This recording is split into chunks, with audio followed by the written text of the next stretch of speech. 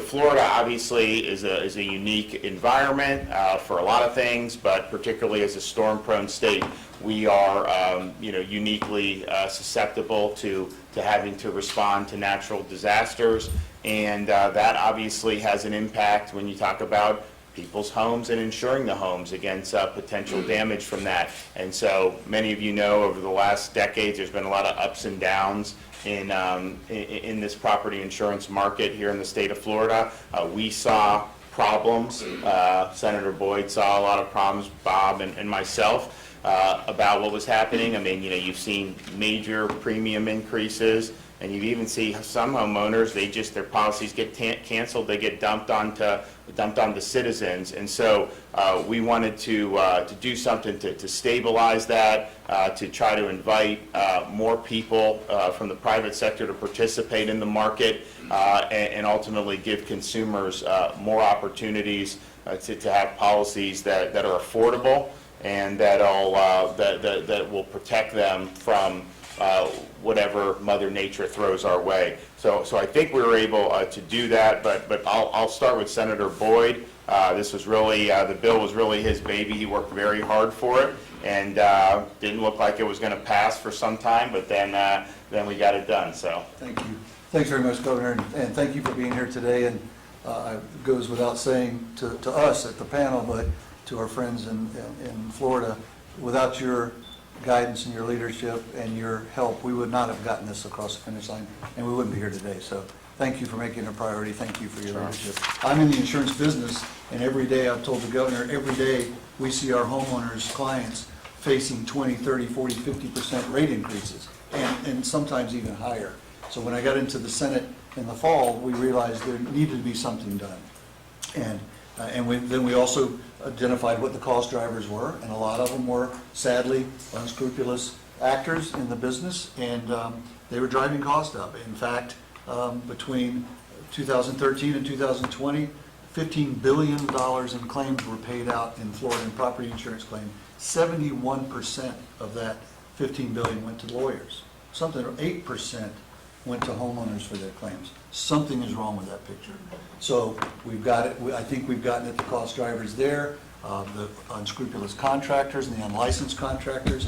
And we've got significant penalties and the responsibilities for them that'll get at the cost. And then some of the claims reporting and some other areas that I think will definitely make a difference and will drive costs down. It's going to take a month to a year to 18 months for this to filter through the system and for rates to start to really realize the impact of what we've done, but it is for sure going to happen, and I'm excited because without a viable, competitive homeowners market, it affects so many parts of our economy that would be in trouble without it. So thank you again for helping us get this across the finish line, and today's a big day for Floridians. great. Bob? Governor, I just want to say thank you for your support, because like Senator Boyd said, without you weighing in, the bill probably wouldn't have got done. And Senator Boyd, it was great to work with you. This time the Senate took the lead and probably put some pressure on the House. And I do want to thank Senate President Wilton Simpson for his support and Speaker Sprouse, because if we didn't do it, if we didn't work together, it wouldn't happen.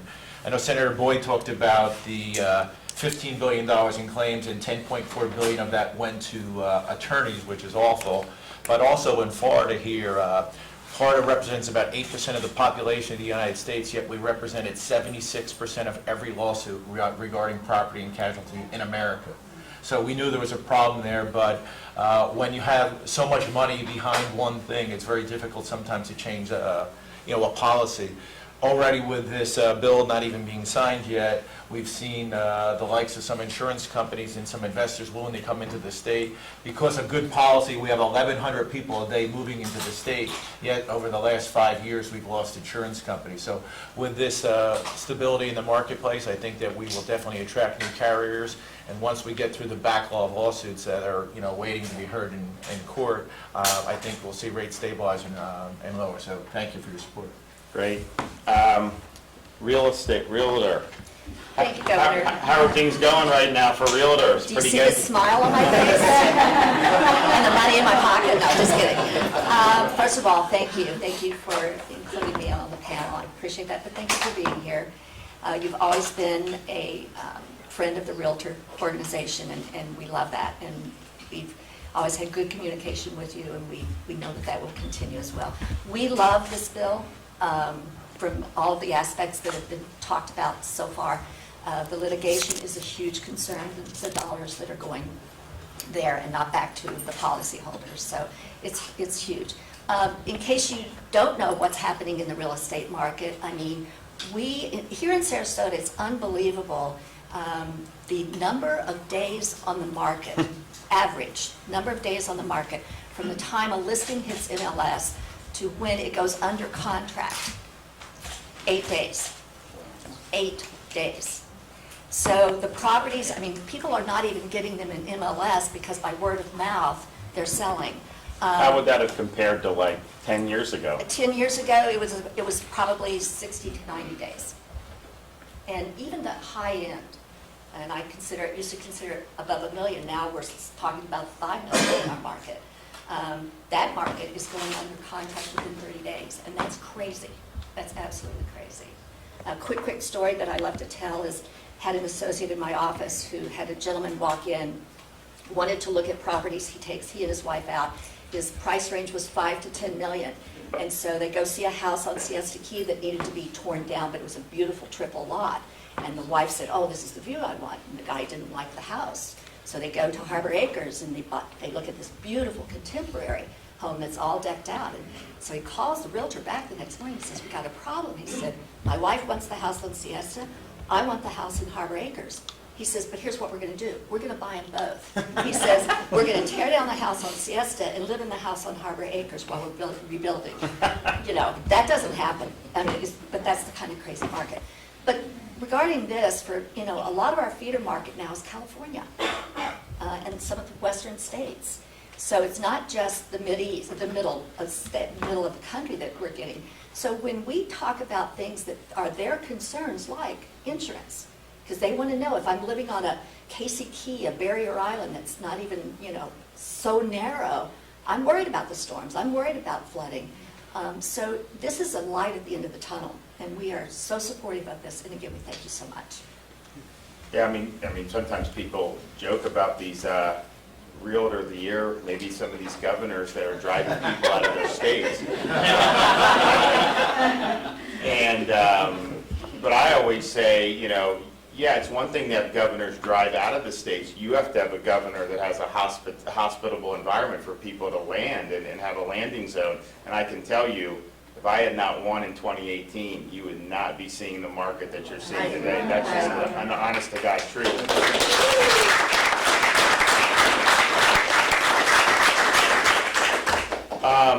Okay, so we'll do Dallas. Okay, thank you so much, Governor DeSantis. We're happy to be here and consider it a privilege. And as Senator Boyd said, it's a good time to be a Floridian, and we consider that because of your leadership. So thank you for that. But in the construction restoration industry that I work in every day, we consider it very important to be able, first and foremost, to provide the Floridians a quick, quality, and very quiet claims process where they can get their home restored as fast as possible. So that's a huge priority to us. And then we work with a lot of insurance carriers, and it's important for us to be cutting their expenses. We want to see them double their adjuster costs, or double their adjuster efficiency, not their cost. We want to see them completely take their litigation to zero as far as an expense. And it's important for the insurance agents that we work with that they're able to rewrite policies that are with the private sector in Florida. And we feel like this bill does that, and so we're very excited about it. So thank you for your leadership. Great. Altmeyer? So first, Governor, thank you very much for your leadership on this issue. As Senator Boyd said, without your leadership, I don't think we'd be sitting here today talking about this bill. And Senator Boyd and Representative Rummel, to both of you, thanks so much. I'm sure when the handkerchief dropped on Sani Daya, one of the things we're thankful for was no more daily phone calls from me. So I appreciate all of your hard work on this. I'm David Altmeyer. I'm the insurance commissioner for the state of Florida, and my office has responsibility of overseeing one of the most complex and unique property insurance markets in the world due to our daily threat of natural catastrophes. And so, as has been stated, it's imperative that we have a vibrant and competitive private insurance market to meet the needs of our consumers around the state. And over the past several years, as has been stated, we have been seeing a very alarming trend in the impact that social inflation and excess litigation was having on consumer rates, was having on the availability of insurance products, and it was very detrimental to our consumers in a lot of different ways.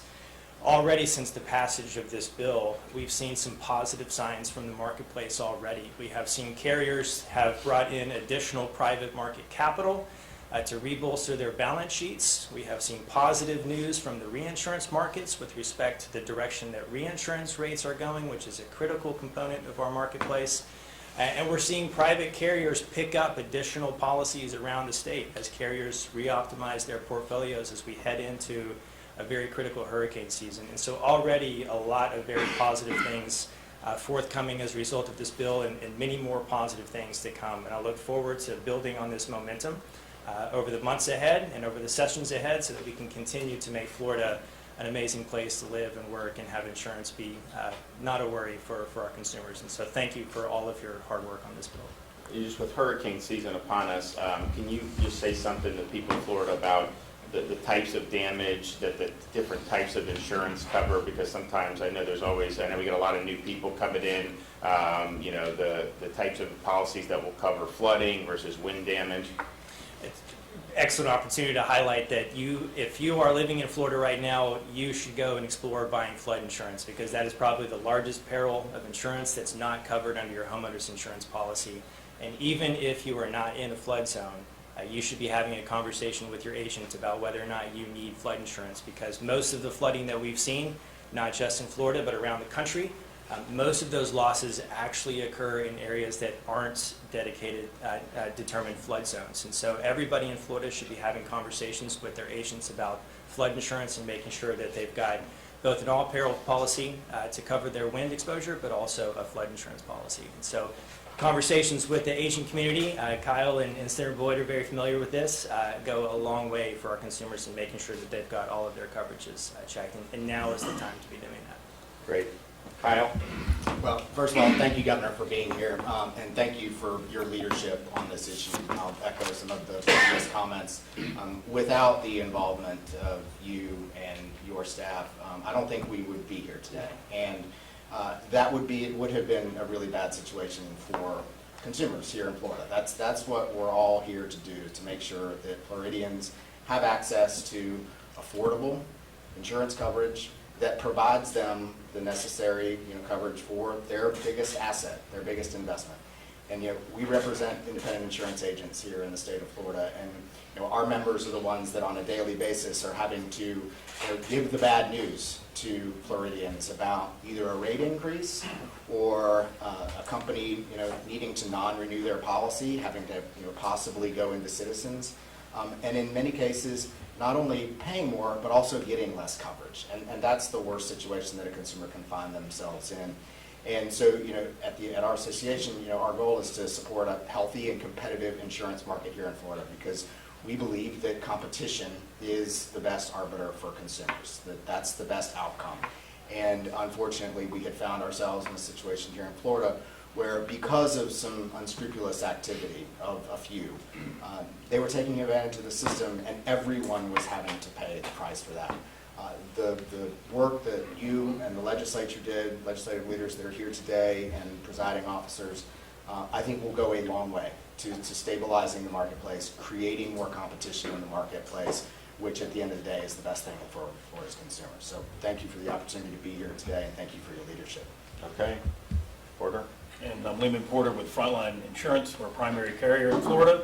And the nice part that I really am excited about this is never before have we had one piece of legislation have such a multi-pronged approach to solving and addressing the problems that as a carrier we face. Rate increases are bad for business. It's not good for homeowners. It's not good for Floridians, and that's our core business. I mean, we're in the job of protecting Floridians from risk and making sure we can give them affordable rates. And when you just had to sit back and watch people, work around the system and abuse items, not for the betterment of policyholders, it's very challenging. And there's only so much we can do without a successful assistance from the legislature and the governor's office. And this really does a lot to address the abuses that have gone on. And we see good things down the road. I think the rate changes take time, but I think what we've done is we've stopped a lot of the hemorrhaging and stopped a lot of the abuse going on. And now it's to get back, and as these items come through and will eventually trickle down to, hey, we're to have, I would love to be having rate decreases. That makes people happy, and it makes us happy. Happier customers are the name of our business. Great. Anthony? Thank you, Governor. Thanks for having me here. I'm Anthony DeMarco with the Florida Bankers Association. We represent banks of all sizes, from the big ones all the way down to community banks. And all our members, Governor, are very thankful that you are in the position you're in and gotten the economy open and moving. And this is just another feather in your cap, I guess. And thanks to Representative Rommel and Chairman Boyd that worked with our office and your office as well, Governor, on this issue. For us, everyone who wants to get a mortgage, either commercial or residential, has to have insurance. And if it's not accessible and it's not affordable, they will be priced out of their home from that issue. And this will make sure that people can stay in their homes, that the insurance is renewed. And it's great to hear, Commissioner, that more capital is coming, more competition. I think that's just going to be great for homeowners as they can stay in their home and get homes, as we see the market, as we heard earlier, is picking up and continuing to pick up. And that's just going to be great for all of Florida and homeowners especially. We appreciate it very much. Can you were talking earlier about the number of people that had signed up for Citizens, that people thought that it probably was more? Sure. So we have a number of carriers right now ahead of hurricane season are rebalancing their portfolios, and so a lot of consumers are looking for business, and so, looking for insurance, and so we've been working with Citizens to track how many of those individuals go to Citizens versus the private market. So about 53,000 homeowners were looking for insurance policies, and less than 1,000 of those have gone into Citizens, which we view as a positive statistic because that indicates that the private insurance market is interested in writing business and interested in growing. And so that availability and that competition serves to benefit consumers as they go through the insurance buying process. Great. Next session, is there other things to do in this round? Thanks, Governor. There were things that we wanted in the bill that we didn't get. There were things the House wanted in the bill that they didn't get, but at the end of the day, I think we came to some good compromises that will make a difference. I think we will need to look at how this is performing over the next year to 2 years. There may be some tweaks. We had some roof language in. People in Florida have to replace their roofs. And over time, there's a life expectancy on roofs. And a lot of people are getting toward the end of that life expectancy. And because of some of these unscrupulous actors, they were getting brand new roofs for just a minimal amount of damage. That's what drives the cost up. I know our bill will fix that problem. So there may not be much that we need to do in that realm. There may be, but I think we will need to look at it, keep our eye on it, talk with our friends at the Insurance Commissioner's Office and the carriers as well, and see how that plays out. But we'll definitely be available and ready to work on it if it comes to that. This is a big step, though, a big step. In real estate? Well, to piggyback on that, just to give you kind of a specific scenario on that abuse, is the roofing situation. And what we were finding, and this came up in front of our governance meetings at the Florida Realtor Organization, we were finding that there was a lot of unsolicited solicitation, if you will, to homeowners from roofers. And they were leaving flyers on their door, they were calling them, they were showing up at their door, and they were saying, you've got a problem with your roof. And what they were doing is they were hitting the houses that were maybe 15 years old or so, and so, the homeowner would go, oh, I do? And yeah, I'll go up and do a free inspection for you, and by the way, I'll give you a gift card and some cash if you let me do this inspection. And of course, then they go up and do the inspection, and they say, oh, you need a new roof. And then, it was a nightmare. This came to our attention in the last couple of years, and it sounds like, oh, that's not happening everywhere, but it is. And now with drones, they're even doing it via a drone, and then emailing the video of the drone to the homeowner saying, you got a problem here. So this really did address specifically that issue, putting guidelines and restrictions on what these inspectors could do and couldn't do. So as minuscule as it might sound in the whole scheme of things, it's really important. Thank you. And in terms of the strength of the market, it seems like probably in this area it's been hot for many months, right? Yes. Well, actually, yes. COVID, the second quarter of 2020, shut our doors, literally. And then along come August, and it was like I don't know if the masks went off or what, but you know, it was, you know, open houses were being attended, and people wanted to see properties, and they wanted to see them in person. And we ended very, very, very strong. In fact, we ended stronger than 2019 for the whole year, having the second quarter just obliterated. So, and then this year it's even better. I mean, we are 78% ahead in units of sales here in this market, ahead of the same time last year. Yeah, no, and I mean, you know, we see that with other businesses. I mean, I was just in Panama City Beach, I'm walking around, talking to the retailers, and they're like, the first, you know, 4 months of 2021 are better than any time we've ever had. Forget about pre-COVID or anything like that, post-COVID, just better. So we're fortunate, I think, to be in Florida right now. I think this is going to make a big difference. We also, just to point out, well, when we had the problems with assignment of benefits, we did address that in 2019. And then also, I think we appointed a lot of high-quality judges to the bench. I think the jurisprudence in this state is more predictable and reasonable than maybe it had been many years ago. And so we obviously want to continue along that vein.